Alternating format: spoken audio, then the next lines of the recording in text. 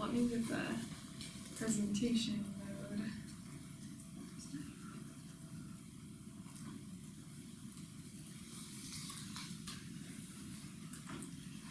Okay.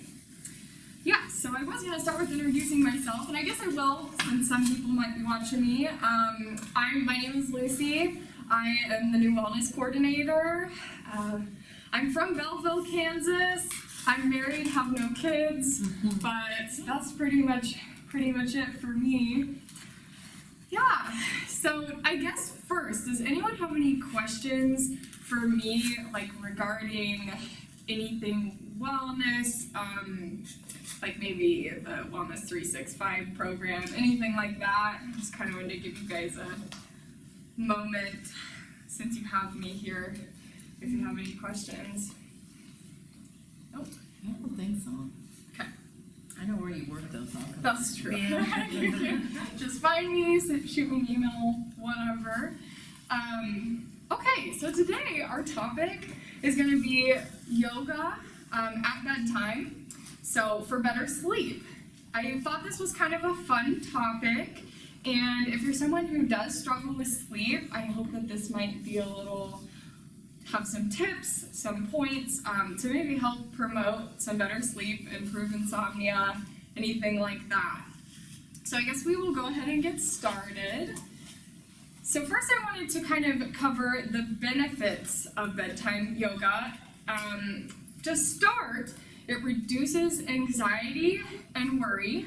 So with the deep breathing exercises that come with yoga and the deep stretches, it can help to relax you after a long day, because actually when you stretch, your muscles release in relaxation endorphins actually into your body. So physiologically, it really does help reduce anxiety and worry, but at the same time, it can also be a moment where you can clear your thoughts, maybe meditate a little bit on the day, that sort of thing. So that's one benefit.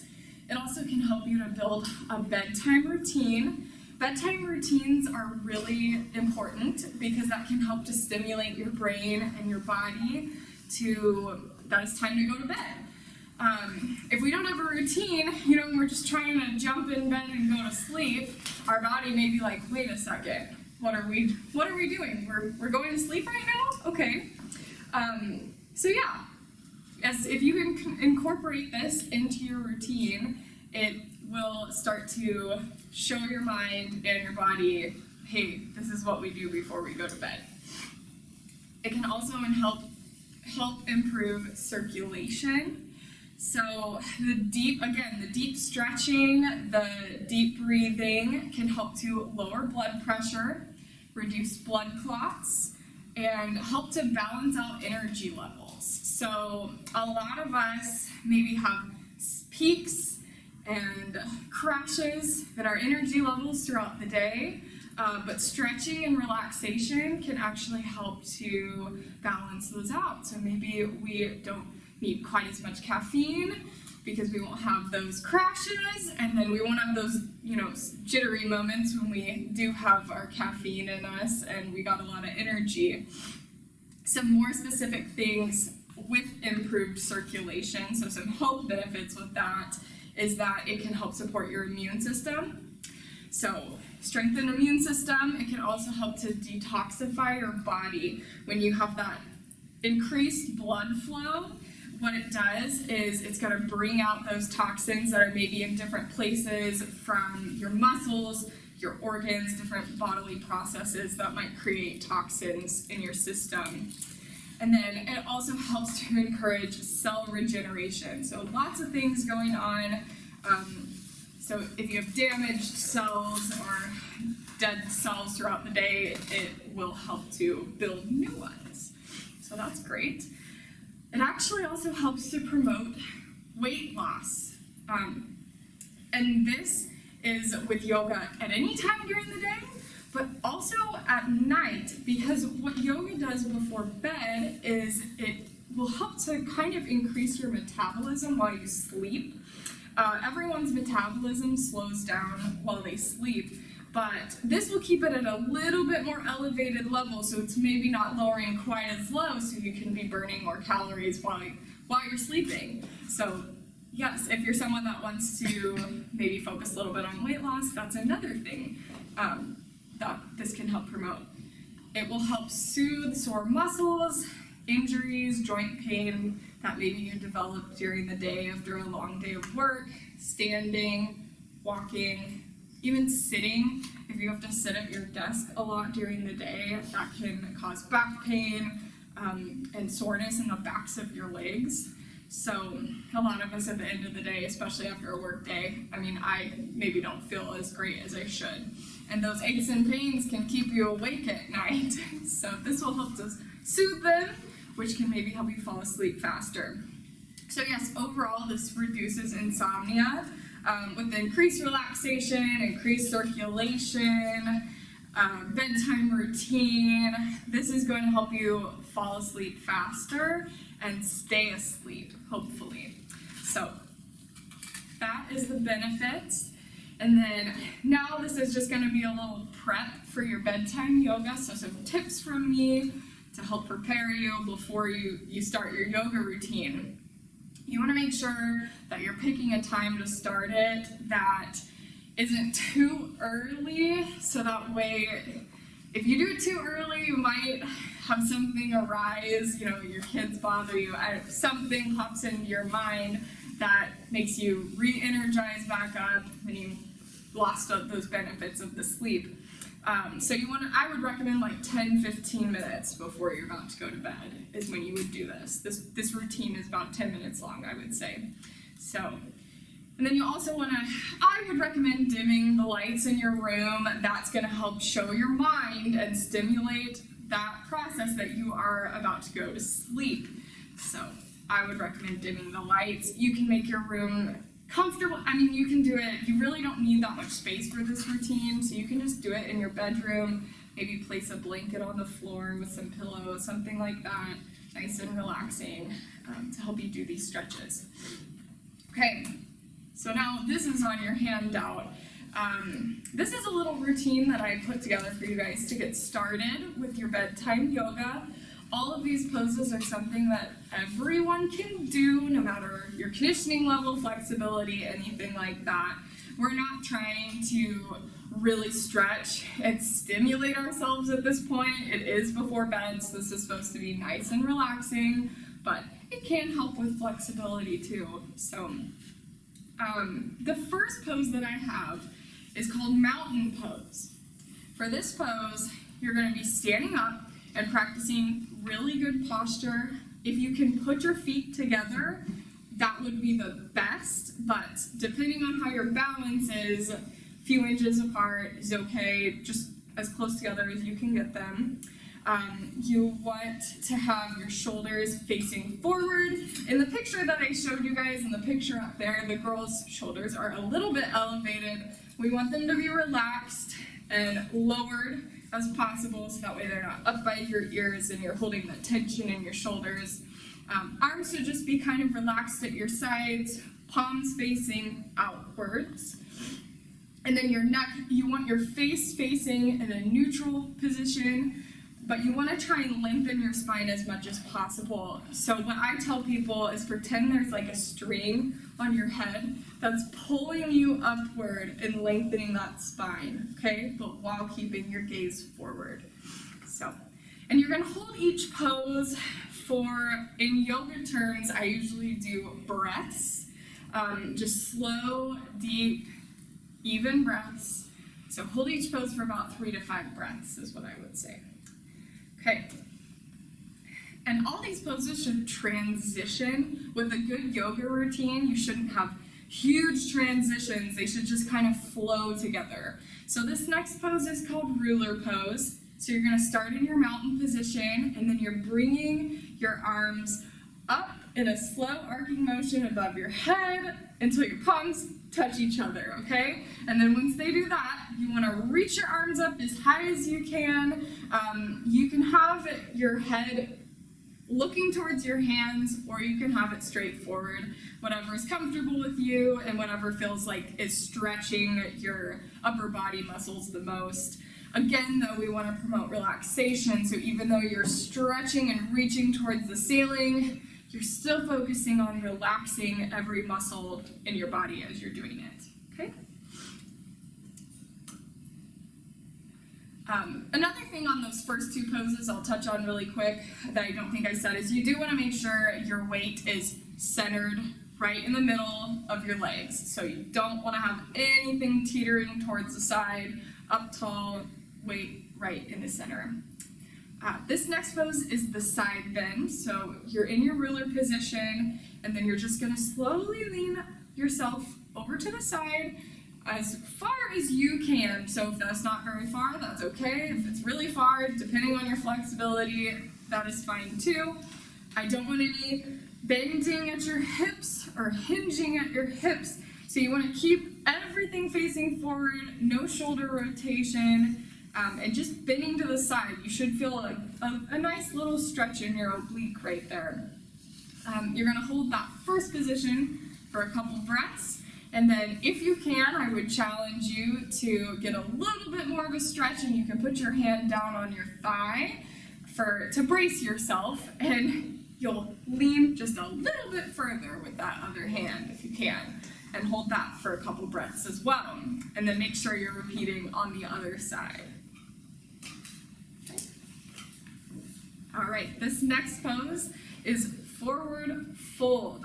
So as you transition, you want to make sure you're still working on that deep breathing. So just take a nice deep breath and then slowly bend forward at the waist. In this pose, I would recommend letting gravity pull you down. So don't force yourself to go down. Just kind of let yourself hang and let gravity bring you as far down as you can go. Whatever that is fine. If you can only grab your thighs, your knees, ankles, floor, whatever it is, just do what you're comfortable with. You can even use a piece of furniture, hold on to it, a chair if you're kind of struggling with some balance. And as you're in this pose, you would really want to also try and relax the backs of your legs. Even though they will be stretching, you're going to get the best stretch when you're not fighting that stretch. Okay? All right. Next pose is called the cat curl. So you're in your forward fold, you're going to slowly get down onto the ground. This is where you might want a pillow or blankets or anything under your knees if you want to cushion them a little bit. And when you're on all fours in tabletop position, you're going to exhale. And as you exhale and all that air leaves your stomach and your chest, you're pulling that belly button up and bringing that spine up into a cat-like arch. As you do this, shoulders are never up by the ears. In any position, you really don't ever want tension in your shoulders, so you're going to kind of press your shoulders down towards the floor. And your hips as well. They're going to be pressing towards the floor. Your back's going to be trying to arch. You'll just hold it for a second, and then as you inhale and bring that air back into your chest and stomach, you're going to relax and bring everything back down. And I would repeat that pose a few times. I put 2 to 3, but even if you want to do 5 or however many you can. Okay, next pose. So you're on your all fours. Now you're going to have to transition to a seated position.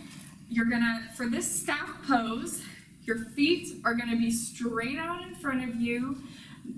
You don't want to bend it. If you can, you don't want to bend your knees, but depending on your flexibility, you might have to have a little bit of bend in your knees, and that's okay. We want to try and get our back as straight as possible. All these positions are really focusing on good posture, okay? So shoulders relaxed, back really straight, face neutral. You can put your hands on the ground to stabilize yourself if you need to. If not, just kind of relax them at your sides.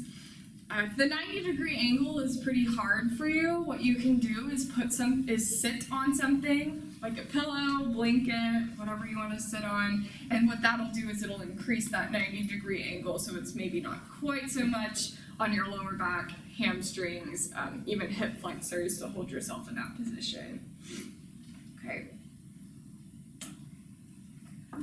All right, next pose. So you're gonna go from your seated position to now lying down. We're slowly starting to bring ourselves into that sleeping position so that we're ready for bed. This is called corpse pose.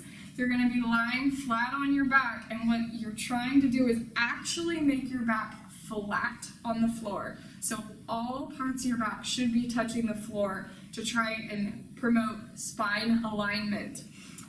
You just want to relax every part of your body. This is really one move that you can actually focus on whether or not every single part of your body is relaxed. Your feet should just be out, maybe shoulder width apart, whatever's comfortable, arms out to the side, palms facing upward, and then neck just neutral. And I would recommend closing your eyes in this position just to really promote relaxation. And this is where we're going to get into talking about our yoga breaths.